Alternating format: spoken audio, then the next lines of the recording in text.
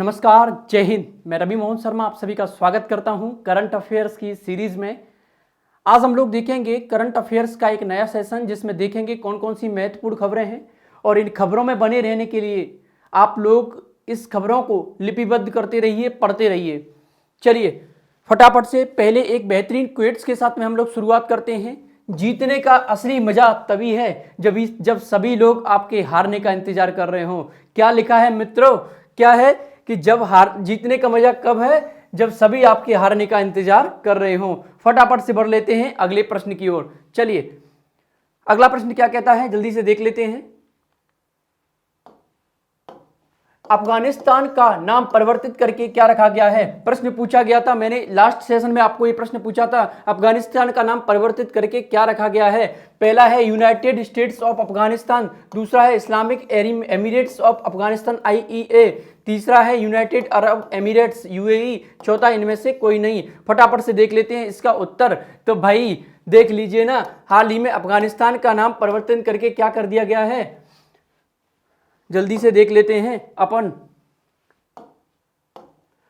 तालिबान से कब्जा, इसका नाम परिवर्तित करके Islamic Emirates of Afghanistan IEA कर दिया गया है। क्या रख दिया गया है? Islamic Emirates of Afghanistan. ठीक है, तो अफगानिस्तान के बारे में थोड़ा सा हम जानकारी ले लेते हैं। यह एशिया महाद्वीप में स्थित है, राजधानी है इसकी काबुल, मुद्रा है अफगानी। और अब देख लेते हैं इसके बहुत ही महत्वपूर्ण पॉइंट्स के बारे में। भारत ने अफगानिस्तान की काबुल नदी पर सहतूत बांध का निर्माण किया है। कौन सा बांध का निर्माण किया है? सहतूत बांध का निर्माण किया है। कहां पर?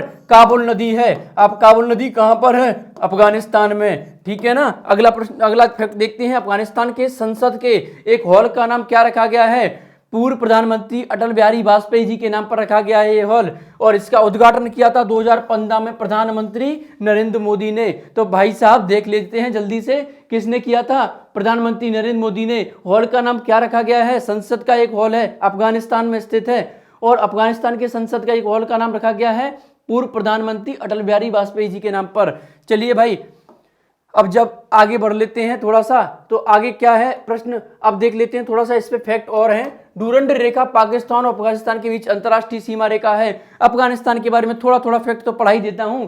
क्या है? पाकिस्तान और अफगानिस्तान के बीच अंतरराष्ट्रीय सीमा रेखा कौन सी है? अंतरराष्ट्रीय सीमा रेखा की बात हो रही है, किसके बीच में? पाकिस्तान और अफगानिस्तान के बीच में। तो कौन सी रेखा है? डूरंड रेखा। डूरंड रेखा ही भारत को अफगानिस्तान से अलग करती है। भारत और अफगानिस्तान को एक सीमा रेखा बांटती है, उसका नाम क्या है? उसका भी नाम डूरंड रेखा है। इस रेखा का निर्धारण सर हेनरी मोटिमर डूरंड द्वारा 1896 में किया गया था। 1896 में क्या किया गया था? हेनरी मोटिमर डूरंड के द्वारा इस रेखा का निर्धारण किया गया था। अब देख लेते हैं अफगानिस्तान और भारत की सीमा रेखा की लंबाई 106 किलोमीटर है। भाई जब 106 किलोमीटर की सीमा रेखा है तो सबसे कम सीमा रेखा वाला देश भी यही है, जो भारत के साथ सबसे छोटी सीमा रेखा निर्धारित करता है। चलिए भाई अब देख लेते हैं अगला प्रश्न। अगला प्रश्न बहुत ही महत्वपूर्ण, हाल ही में किसे मणिपुर का राज्यपाल नियुक्त किया गया है? भाई मणिपुर के राज्यपाल बना दिए गए हैं। पहला है फागू चौहान, दूसरा है विश्वभूषण हरिचंदन, तीसरा है ला गणेशन, चौथा है प्रोफेसर जगदीश मुखी। तो भाई मेरा उत्तर तो हो जाएगा गणेशन साहब के ऊपर। तो ला गणेशन को बनाया गया है हाल ही में मणिपुर का राज्यपाल, गवर्नर ऑफ मणिपुर। चलिए भाई फटाफट से देख लेते हैं इसका व्याख्या क्या कहती है, जल्दी से देखते हैं। हाल ही में राष्ट्रपति रामनाथ कोविंद ने ला गणेशन को क्या किया है? मणिपुर का राज्यपाल नियुक्त कर दिया है। इससे पहले मणिपुर की राज्यपाल नजमा हेपतुल्ला थी। इस समय कौन थी? पहले पूर्व थी। तो ये पूर्व राज्यपाल कौन थी? नजमा हेपतुल्ला। कहाँ की थी? मणिपुर की। अभी कौन है? ला गणेशन। अब देख लेते हैं मणिपुर के बारे में। राजधानी है इम्फाल, आप लोगों को पता होगा, बहुत ही बुद्धिमान है आप लोग। भाषा है मणिपुरी भाषा है। राजधानी कौन सी है? इम्फाल। भाई मुख्यमंत्री कौन है? एन बीरेन सिंह, इस समय मुख्यमंत्री हैं एन बीरेन सिंह। राष्ट्रीय उद्यान है केवल लामाजाओ, एकमात्र तैता राष्ट्रीय उद्यान की संज्ञा इसको दी गई है। नाम क्या है?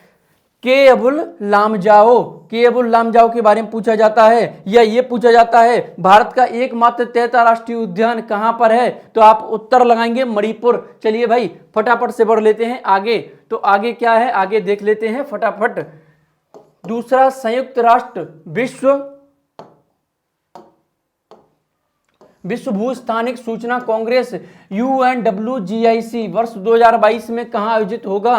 भाई किसकी बात हो रही है? भू स्थानिक सूचना कांग्रेस की। तो ये कहाँ पर स्थापित, ये कहाँ पर होगा? हैदराबाद। दूसरा है आंध्र प्रदेश, तीसरा है तमिलनाडु, चौथा है दिल्ली। तो भाई मेरा उत्तर हो जाएगा हैदराबाद। हैदराबाद में इसका आयोजन किया जाएगा। चलिए भाई देख लेते हैं उत्तर क्या है और व्याख्या क्या है। संयुक्त राष्ट्र विश्व भू स्थानिक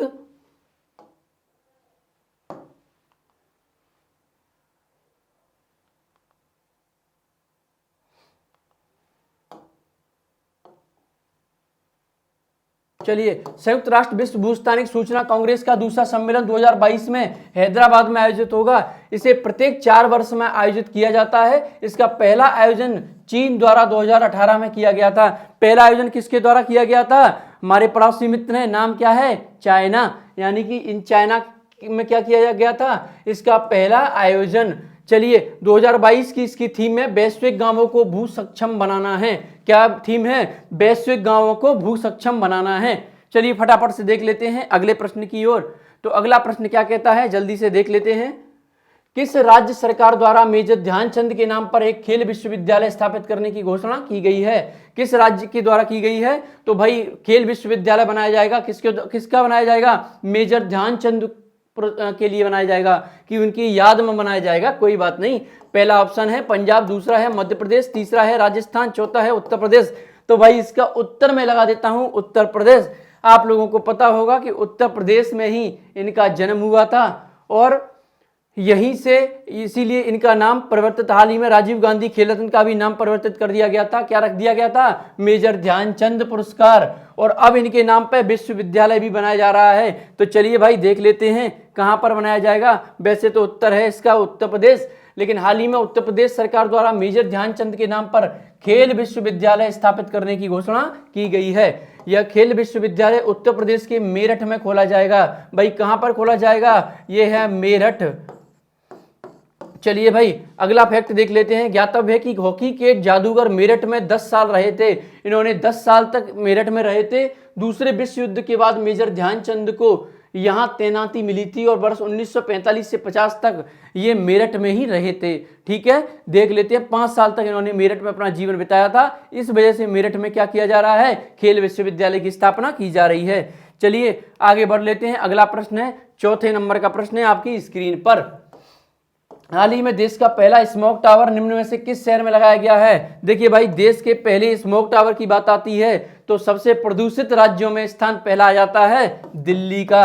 दिल्ली में क्यों प्रदूषण होता है? क्योंकि वहां आसपास के जो गांव है वहां पे पलाली जलाई जाती है। पलाली जलाई जाती है। पलाली क्या होती है? पलाली होती है भाई खेतों में जब फसल कट जाती है तो उसके कुछ दूड़ रह जाते हैं। आप लोग यदि गांव से आते हैं तो जरूर इसका पता होगा। कुछ दूड़ रह जाते हैं, उन दूड़ों को क्या करते हैं? वहां के गांव वाले जला देते हैं और जिससे कि उसके डंठल जो होते हैं वो खत्म हो जाएं। इन्हें डंठल भी बोलते हैं और दूड़ भी बोलते हैं भाई। तो ये जल जाएंगे, उसके बाद ये धुआं उत्पन्न करते हैं। इसीलिए क्या बनाया गया है? Smog tower. स्मॉग टावर किस जिले राज्य में बनाया गया है? दिल्ली में। तो भाई इसका उत्तर हो जाएगा दिल्ली। चलिए फटाफट से देख लेते हैं इसकी व्याख्या। हाल ही में दिल्ली के बढ़ते वायु प्रदूषण को रोकने के लिए पहला स्मोक टावर दिल्ली के कनॉट प्लेस में लगाया गया है। कहां पर लगाया गया है? दिल्ली का एक बहुत अच्छा एक स्पॉट है, क्या नाम है? Connaught place. कनॉट प्लेस पर लगाया गया है। अमेरिकी तकनीकी से बना यह स्मोक टावर हवा में प्रदूषण की मात्रा को कम करेगा। ये क्या करेगा? अमेरिकी तकनीकी से बना है ये टावर और यह स्मोक टावर हवा में प्रदूषण की मात्रा को कम करेगा। चलिए भाई फटाफट से देख लेते हैं अगला प्रश्न। अगला प्रश्न क्या कहता है, जल्दी से देखते हैं। हाल ही में उत्तर प्रदेश के किस पूर्व मुख्यमंत्री का निधन हो गया? तो भाई आप लोगों को पता होगा क्या इसका उत्तर होगा। पहला है मुलायम सिंह, दूसरा है राजनाथ सिंह, तीसरा है कल्याण सिंह, चौथा है मायावती। भाई कल्याण सिंह जी का भी हाल ही में निधन हो गया। ये भारतीय जनता पार्टी से बिलोंग करते थे, ठीक है ना, और ये मुख्यमंत्री रहे थे। फटाफट से देख लेते हैं इसकी व्याख्या। व्याख्या क्या कहती है? तो उत्तर प्रदेश के पूर्व मुख्यमंत्री व दिग्गज भाजपा नेता कल्याण सिंह का हाल ही में निधन हो गया। उत्तर प्रदेश के बारे में जानकारी एकत्रित करते हैं तो राजधानी हो जाती है इसकी लखनऊ और मुख्यमंत्री हैं योगी आदित्यनाथ। राज्यपाल हैं आनंदीबेन पटेल। राजकीय वृक्ष है अशोक। राजकीय पुष्प है पलाश। राजकीय नृत्य है कथक। तो भाई जो लोग यूपी पीसीएस देने जा रहे हों इस खबर को जरूर पढ़ जाएं। राजधानी क्या है? लखनऊ। मुख्यमंत्री हैं योगी आदित्यनाथ। राज्यपाल हैं आनंदीबेन पटेल। राज्य की वृक्ष की बात करते हैं तो अशोक हो जाता है। राज्य की पुष्प की बात करते हैं तो पलाश हो जाता है। और राज्य की नृत्य की बात करते हैं तो क्या हो जाता है? कथक। चलिए भाई अगले प्रश्न की ओर बढ़ लेते हैं जल्दी से फटाफट। निम्न में से किस देश की सरकार ने 3 बच्चों की नीति को मंजूरी प्रदान कर दी है? देखिए भाई एक ऐसा देश है अपने पड़ोसी मुल्क जो जहां पर इसका बहुत विवाद गहराता रहता है, 2 बच्चों की नीति और 3 बच्चों की नीति पर। पहले चीन में 3 बच्चों की नीति हुआ करती थी, उसके बाद फिर 2 की नीति लाई गई, अब उसके बाद में फिर से 3 बच्चों की नीति को मंजूरी दे दी है। किसने? चीन सरकार ने। चलिए भाई पहले हम दो हमारे दो के कॉन्सेप्ट पर चलने वाला देश अब 3 की बस पे आ गया है, मतलब जनसंख्या वृद्धि को लेकर के उसने अहम फैसला ये किया है। चीन ने 3 बच्चों की नीति 3 चाइल्ड पॉलिसी को मंजूरी दे दी है। चीन की राष्ट्रीय विधायिका ने हाल ही में जन्म दर में भारी गिरावट को रोकने के उद्देश्य से एक प्रमुख नीतिगत बदलाव करते हुए नीति लागू की है। वर्तमान में चीन दुनिया के उन चुनिंदा देशों में से है जहां जन्म दर सबसे कम है। भाई वहां पर भी जन्म दर कम हो गई है, इस वजह से क्या किया गया है? इस नीति को लाया गया है। चलिए फटाफट से देख लेते हैं अगला प्रश्न। अगला प्रश्न क्या कहता है? बहुत महत्वपूर्ण प्रश्न। किस राज्य सरकार ने प्रदेश में गोरख धंधा शब्द के इस्तेमाल पर प्रतिबंध लगा दिया है? भाई एक शब्द आता है गोरख धंधा। गोरख धंधा, ये गोरख धंधा, इस शब्द पर हाल ही में क्या कर दिया गया है? गोरख धंधा। क्योंकि इसकी वजह, इसके पीछे की कहानी बहुत बड़ी है। कहानी ये है कि उत्तर प्रदेश सरकार के विशेष आग्रह पर ये जो है वो शब्द हटाया गया है गोरख धंधा, क्योंकि यूपी में एक गोरखपुर जिला है, गोरखपुर जिला है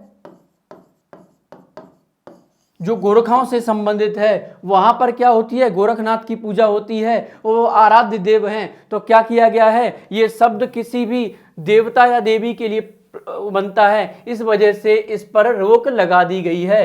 राज्य सरकार ने, यूपी की ने विशेष आग्रह किया। किससे किया? हरियाणा सरकार से, तब जाकर के ये शब्द हटाया गया है। तो इसका उत्तर हो जाएगा हरियाणा। चलिए भाई फटाफट से देख लेते हैं अगला प्रश्न। हाल ही में हरियाणा सरकार ने गोरख धंधा शब्द के इस्तेमाल पर प्रतिबंध लगा दिया है। हरियाणा की राजधानी हो जाती है चंडीगढ़। मुख्यमंत्री हैं मनोहर लाल खट्टर। राज्यपाल हैं बंडारू दत्तात्रेय। देखिए बंडारू दत्तात्रेय यहाँ के राज्यपाल हो गए। मुख्यमंत्री कौन है? मुख्यमंत्री हैं भाई मनोहर लाल खट्टर जी। राजधानी है चंडीगढ़। राज की वृक्ष कौन सा है? पीपल है। राज की पुष्प कौन सा है? कमल है। और राज की नृत्य कौन सा है? स्वांग नृत्य है। तो भाई इस तरह से हम लोगों का आज का भी ये अगला प्रश्न समाप्त होता है। चलिए अगले प्रश्न पर चढ़ते हैं। 8वां प्रश्न है आपके सामने स्क्रीन पर। छत्तीसगढ़ के मुख्यमंत्री ने राज्य में कितने नए जिले और कितनी नई तहसीलें बनाने की घोषणा की है? देखिए भाई महत्वपूर्ण प्रश्न है, हालांकि ये छत्तीसगढ़ पीसीएस के लिए महत्वपूर्ण हो सकता है। 10 जिले और 12 तहसीलें, 15 जिले और 8 तहसीलें, 4 जिले और 18 तहसीलें, 2 जिले और 6 तहसीलें। तो भाई मैं बता देना चाहता हूं यहाँ पर 4 जिले और 18 नई तहसीलों की घोषणा की गई है यहाँ के मुख्यमंत्री के द्वारा। मुख्यमंत्री कौन है भाई? तो मुख्यमंत्री हैं छत्तीसगढ़ के भूपेश बघेल जी। चलिए भाई देख लेते हैं इसकी व्याख्या। हाल ही में छत्तीसगढ़ के मुख्यमंत्री भूपेश बघेल ने स्वतंत्रता दिवस पर राज्य में 4 नए जिले और 18 नई तहसीलों को बनाने की घोषणा कर दी है।